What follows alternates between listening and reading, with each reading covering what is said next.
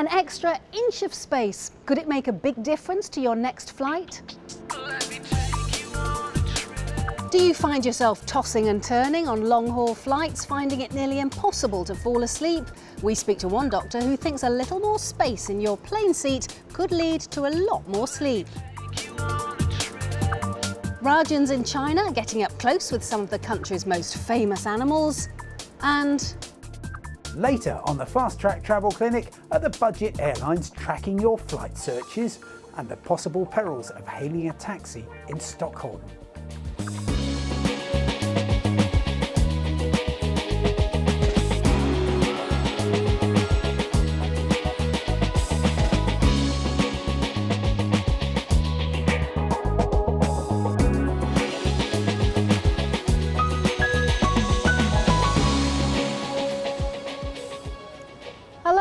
Welcome to Fast Track, 30 minutes of travel news and inspiration with me, Fiona Foster. Coming to you this week from London's Gatwick Airport, the starting point of over 500,000 long-haul flights every month. Now, I don't know about you, but whenever I'm about to set off on a long flight, there are a few things that go through my mind, like what will the films be? What will the food be like? And most importantly, will I be able to get any sleep on board? Well, according to aircraft manufacturer Airbus, the quality of your sleep depends upon your airline seat, and they reckon that even just an inch more room will make a big difference. We sent Greg Mackenzie, tape measure in hand, to investigate. Sweet dreams till sunbeams find you. Sweet dreams that leave all worries behind you. For most of us, getting a decent night's sleep on a long-haul flight isn't easy, especially in economy. A study carried out by doctors from the London Sleep Centre claims to show just what that can be like when trying to get a little shut-eye on a plane. So, plenty of tossing and turning, as seen in these actual test pictures. An 18-inch wide seat allows you significantly more movement when you're awake to start with. It allows you to move your hips, your shoulders, elbows and things like that. And what we're seeing is that 18-inch standard being eroded by other manufacturers down to what we call the 17-inch crusher seat, which really does stop you from moving around. And the sleep study now reinforces that. But in your dreams, whatever they be. The study was commissioned by Airbus and tests were carried out on an equal group of healthy adults aged between 30 and 40 years old. All had normal weight and height indexes. We tested a 17-inch seat and an 18-inch seat. The unique thing about this study is that we used a full sleep study or polysomnography to measure brain waves, eye movements, muscle tone, breathing parameters, and leg movements.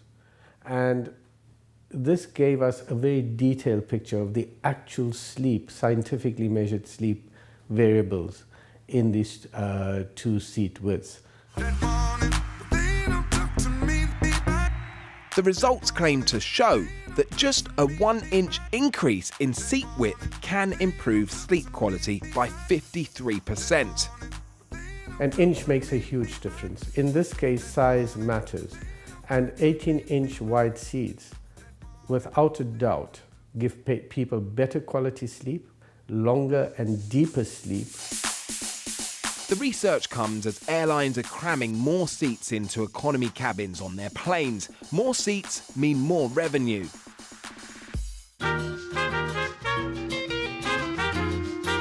Most airlines have stuck to a seat size model which dates back to the 1960s, when there were few long-haul flights.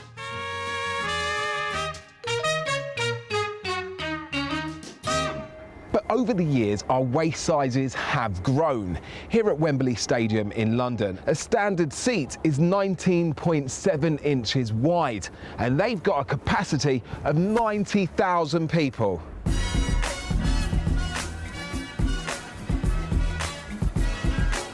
But while many airlines have been slimming down their seats over the past few decades, we've been bulking up. According to the World Health Organization, the global prevalence of obesity has doubled since 1980.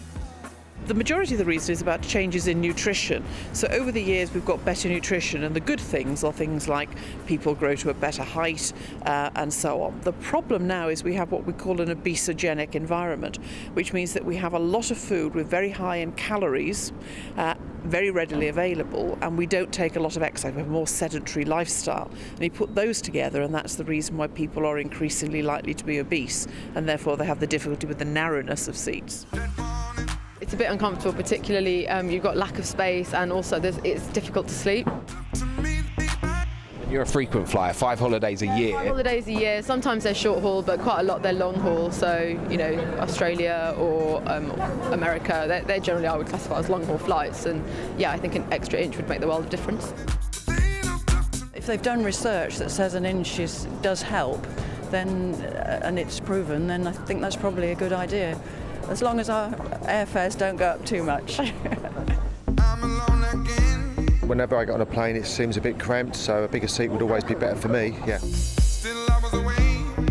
You get what you pay for, I suppose, don't you? But as I said, the further you go, the harder they get.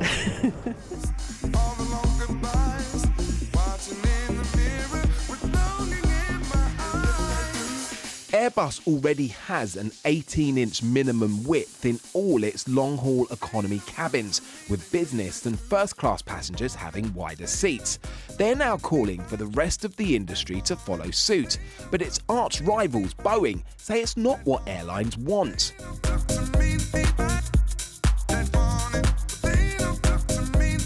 At Boeing, we're in constant conversation with our customers about what they want and what they need.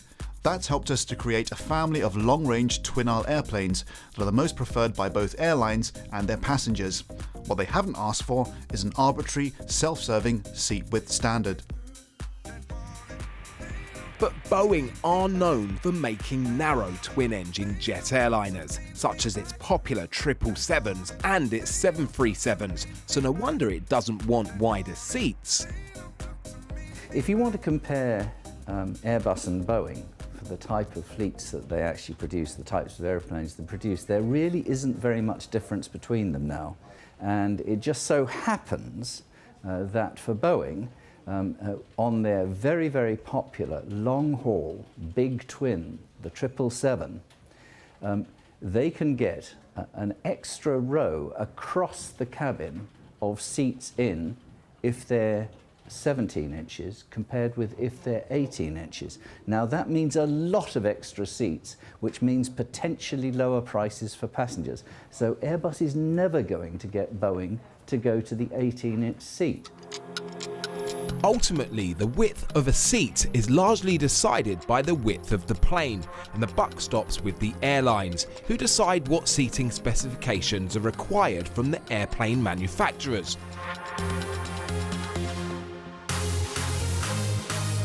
Designers are on the case. These images show one solution which would allow airlines to charge passengers according to how much room they need. The concept seat Morph is a form of adjustable seat which changes depending on the size of the person occupying it. Although there's no uptake on these designs from airlines just yet, its creators say they're hoping to stimulate debate around seat designs. But as airlines battle for first and business class passengers with space-consuming flatbeds and loungers, living room in economy class is increasingly under threat. Seat backs have already been thinned and rows shuffle together. So, unless you're one of the lucky few in first class, don't expect any more elbow room for now. Greg Mackenzie on the science behind sleeping on planes. And do let us know what you think. Maybe you've got some tips for those of us who struggle to doze off mid-flight. Well, you can email us at our usual address, fasttrack@bbc.com. And we're on social media too, on Facebook, Twitter and Pinterest. Now though, let's have a look at the other headlines in the last 7 days from the world of travel. A number of tourist hotspots in Italy have been left flooded after heavy rain struck the country. The downpours came after a huge storm hit the tourist island of Sardinia, killing at least 18 people.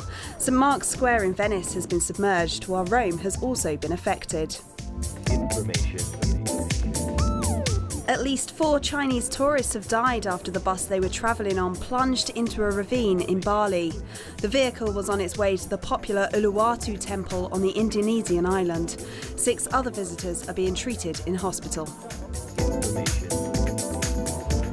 Last week we featured Kevin Chenace, a clinically obese Frenchman who was stranded in America after being told he was too heavy to fly.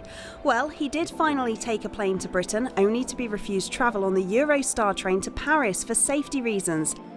The 22-year-old, who weighs 230 kilos, has spent the last 2 weeks trying to get to his native home in France after undergoing surgery in the States.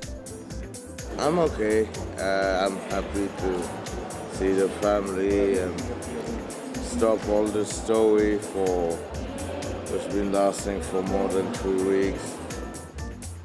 Eventually he arrived home on Friday after making the last stage of his journey by ferry. The Dubai Air Show has broken the record for the highest value of aviation deals signed at the single event. Its order book has exceeded a staggering $200 billion, including an order of 150 Boeing 777 mini jumbos from Emirates. The show was forced to close on its 4th day because of flooding. And finally, it might sound like a joke, but Sweden's ice hotel has had to include a new addition into its construction this year: fire alarms.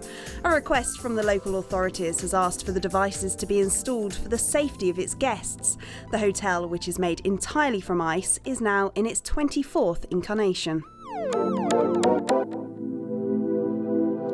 That's it for now, but after the break, Simon will be here to answer your questions in his travel clinic, including getting behind the rumour that airlines track our online searches in order to push up prices the next time we log in. And Rajan continues his journey through China, this week in Chengdu, meeting one of the country's iconic giant pandas. This fellow here is called Ui, and he's quite famous because he was born in 2006, and he was the smallest weight for a baby panda ever to be born and then survive.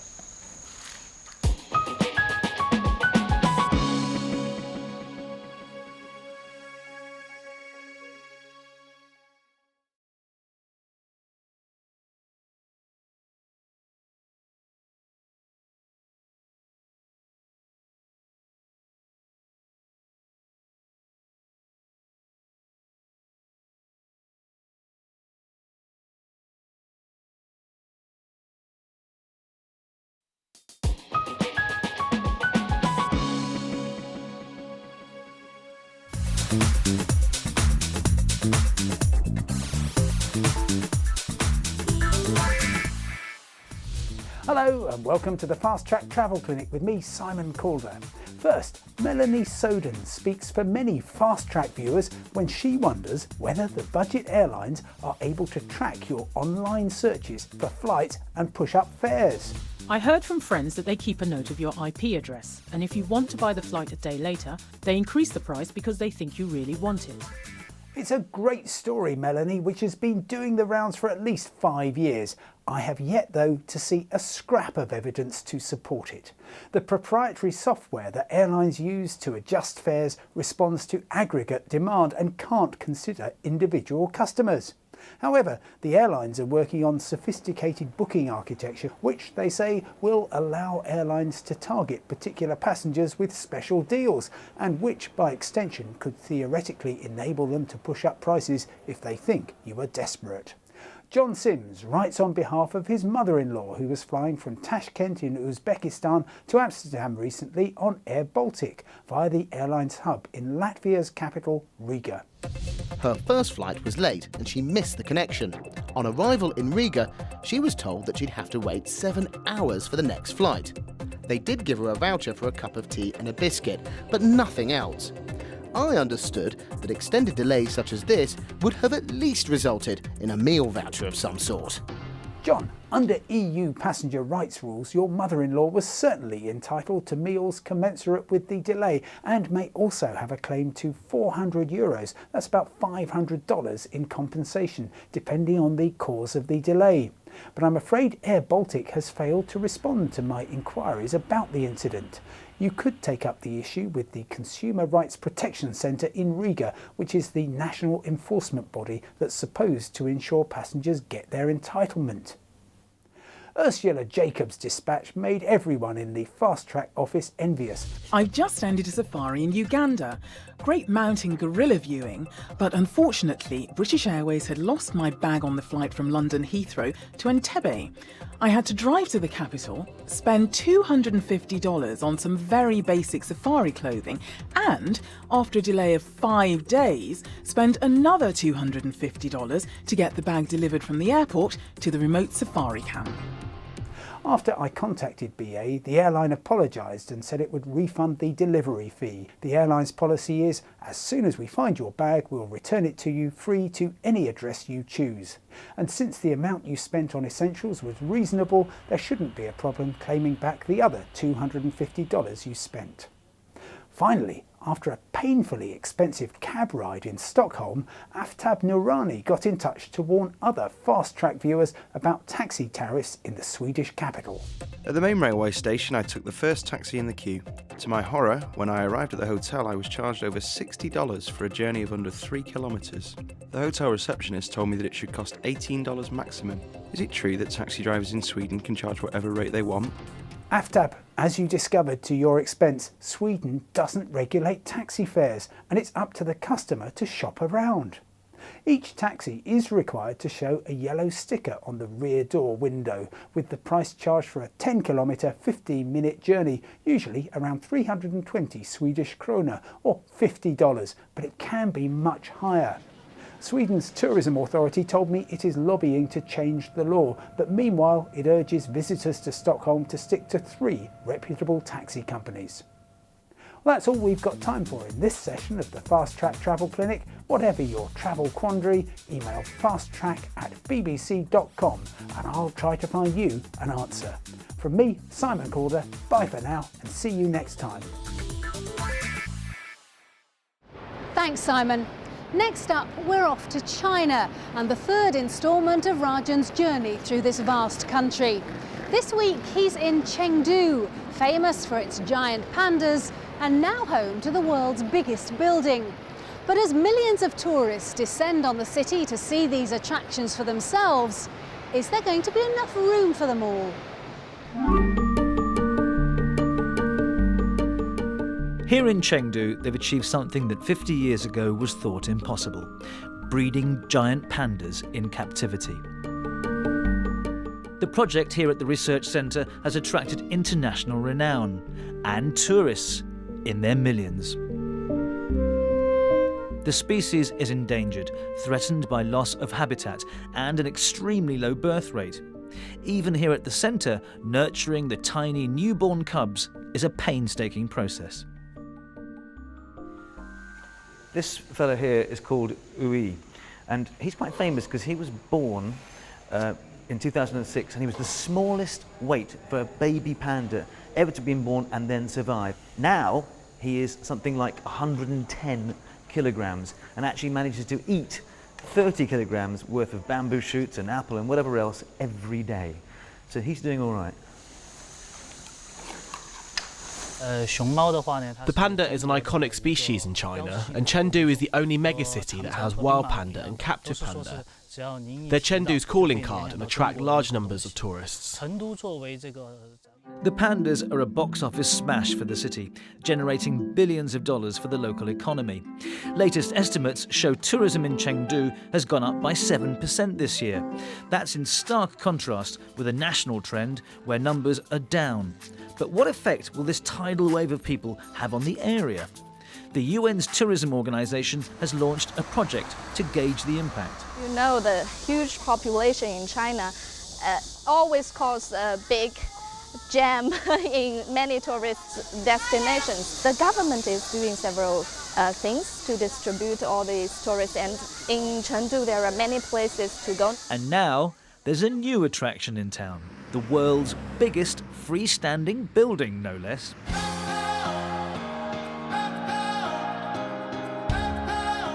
Like most things about modern China, the proportions of this place are mind-blowing. An enormous cinema, a water park complete with fake beach, and hundreds of international brands. You have to pinch yourself to remember you're actually in communist China. They say you can fit 20 Sydney opera houses in this building, and in terms of square meterage, it's the equivalent of 266 football pitches. Still not doing it for you? Oh, use your imagination. But in spite of these headline-grabbing dimensions, by the time we arrived, the hype surrounding the world's biggest building had been toned down. Could this be because the billionaire entrepreneur Deng Heng, the man who conceived and built the project, has been called to answer claims of corruption? No one was available to comment about this on camera. Mind you, the country's ever-growing middle class, some 150 million to date, with cash to splash, aren't going to let a little local difficulty like corruption deter them from pursuing their new favourite pastime, shopping. And the extra people coming here could lead to an overload problem. In terms of the local residents, what do they feel? That tourism is good for them? Some people, they want to observe more time, because this city has a long history of leisure.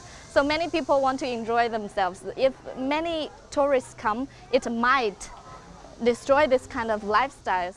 The challenge for Chengdu will be to preserve its cultural identity as more tourists from inside and outside of China come to see the city. Chinese tourism is developing so fast. I don't want mass tourism to come here and see the same city as other countries we see in Europe or America. Mass tourism might have come to Chengdu, but you don't have to go very far to find a slice of authentic Chinese culture. And anybody can join in, although you might get some strange looks.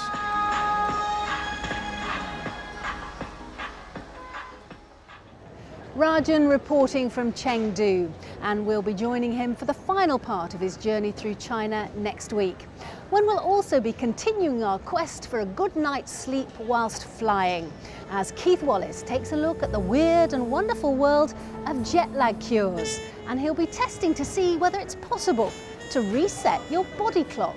You move to a new time zone, and then eventually the clock will lock on to the new time zone. It does it largely as a result of exposure to the new light-dark cycle. But the thing that puzzled us is that why does it take so long? Why does it take a day for every time zone you've crossed to adjust to the new light-dark cycle? And don't forget, you can catch up with all our travels on our website, bbc.com/fasttrack. And from there, you can follow the links to our Facebook, Twitter and Pinterest feeds. But until next time, from me, Fiona Foster, here at Gatwick Airport in London, thanks for watching, and wherever you're heading next, have a lovely trip. Bye-bye.